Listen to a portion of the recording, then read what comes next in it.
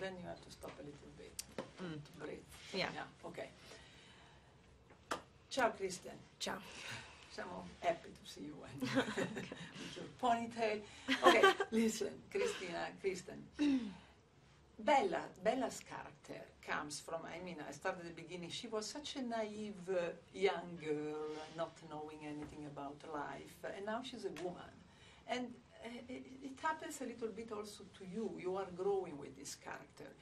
Of course, you are not a mother, you are not, thank God you are not killed, but there are moments in which you identify with Bella, and where? I think I can really identify with being a very gut-oriented person, and sometimes not knowing why you feel a certain way until a little while after. I think she follows her emotions, but she's not silly about it. I mean, she's intuitive. I think I can relate to being filled with a sort of almost baseless conviction, and then putting the pieces together, why I feel this way, and going, all right, I figured it out, this is it. And that's how my mind works. Like, I usually feel before I've articulated exactly why. And she does seem naive and silly, but I actually think that she knew herself from the word go. And it was just about figuring out how it all fits together. Do you know what I mean? And in this, it finally does. Everything works very well, and she really becomes that sort of matriarch, you know? I mean, she's like in a position to carry a lot of weight, because she's strong, she's a machine. I mean, she's never silly, I agree with you. She's young, she was young, teenager have this kind of, but anyway. I have to tell you that when I saw you in certain scene, this time, I got a little emotional. I don't know, you were quite intense. Brava, Kristen. Oh, thanks. And also in the wedding scene, I don't know, something happened, I think, to the audience. How did you imagine that scene? How did you go inside? It seems true. It seemed true. Good. That's awesome. Yeah. I mean, really, that's good to hear. Was it a difficult thing for you? Was very emotional?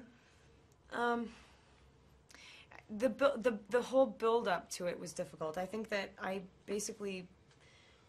put in the work over the 4-year process, and it all paid off that day. Do you know what I mean? Because I've never been more clear-headed.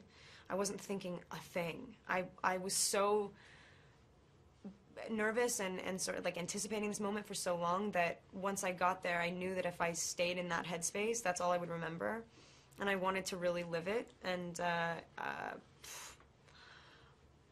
it felt good. It felt like something. It felt very surreal. It felt very sort of like transcendent.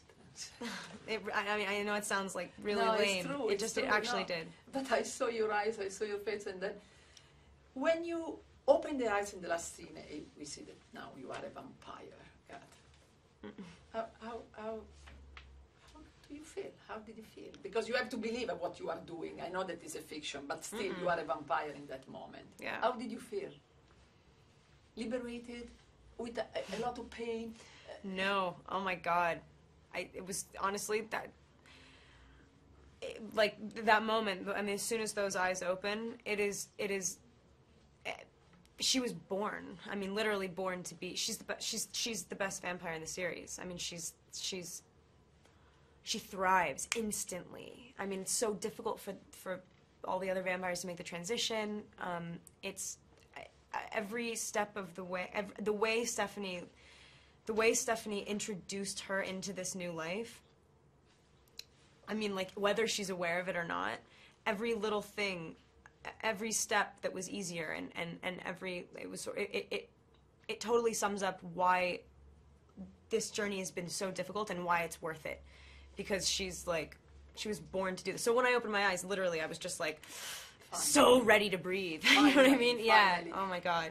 Let me ask you the classic question that everybody wants. How do you keep private your private life? You just do. So you don't go out, you don't do anything. What? No, socially or something like that? No, I don't change any aspect of my life. I just don't talk about it like it's important to other people. I mean, I don't talk about it as if it's like something to sell. I mean, I don't change anything. I make no like concessions. I don't give anything up.